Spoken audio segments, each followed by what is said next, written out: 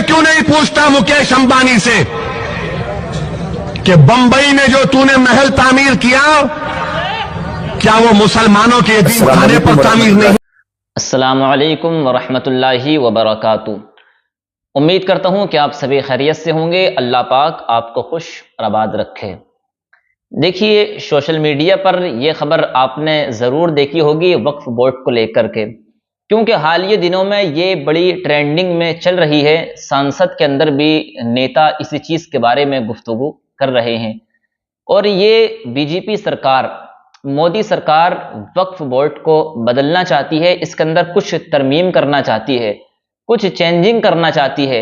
लेकिन ये वक्फ बोर्ड मुसलमानों का हक है। इसमें हमारी ज़मीनें, हमारी मसाजिदें, हमारी मदरसों की ज़मीनें और हमारे जो बुज़ुर्गों के मज़ारात हैं, ये सारी ज़मीनें आती हैं। वक्फ बोर्ड में रेलवे और सेना के प्रॉपर्टी के अलावा, ज़मीनों के अलावा, अगर सबसे ज़्यादा ज़मीन कहीं पर है तो वो वक्फ बोर्ड में है।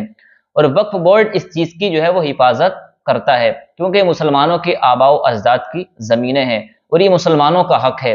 लेकिन ये सरकार इसमें कुछ तरमीम करना चाहती है, कुछ चेंजिंग करना चाहती है। कुछ अपने नेता इसमें दाखिल करके इस चीज़ को, इस ज़मीनों को मुसलमानों से हड़पना चाहती है, मुसलमानों से लेना चाहती है।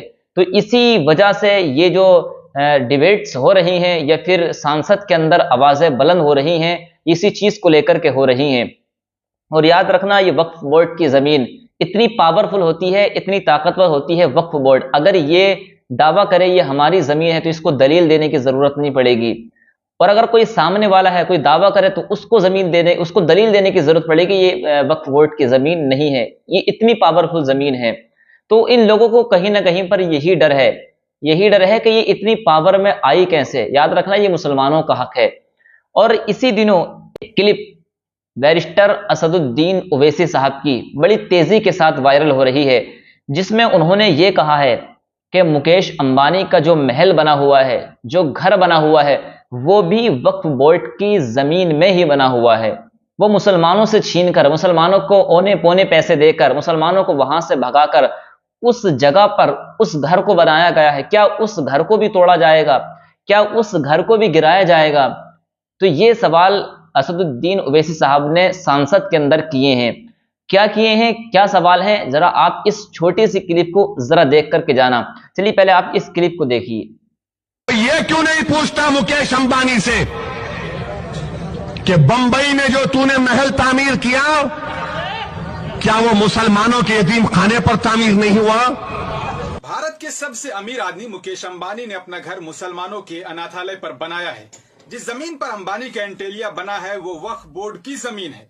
9 मार्च 2005 में वक्फ बोर्ड के सीईओ ने पुष्टि की थी कि 4532 वर्ग मीटर जमीन को अंबानी की company Antilia commercial private limited ने मात्र 21 करोड़ रुपए में खरीदा था, जबकि उस वक्त उस जमीन की कीमत 150 करोड़ रुपए थी, जिसे अवैध रूप से खरीदा और बेचा गया था। मीडिया में लोगों का कहना है कि कोर्ट कभी भी अंबानी के घर को गिराने का फैसला दे सकती है, इसलिए वक्फ कानून बदला जा रहा है। इसी पर असदुद्दीन ओवैसी का एक पुराना वीडियो वायरल हो रहा है। मैंने कहा कि यह मुकेश अंबानी जिसने अपना 14 मंजिला महल बनाया, वो मुसलमानों के यतीम खाने पर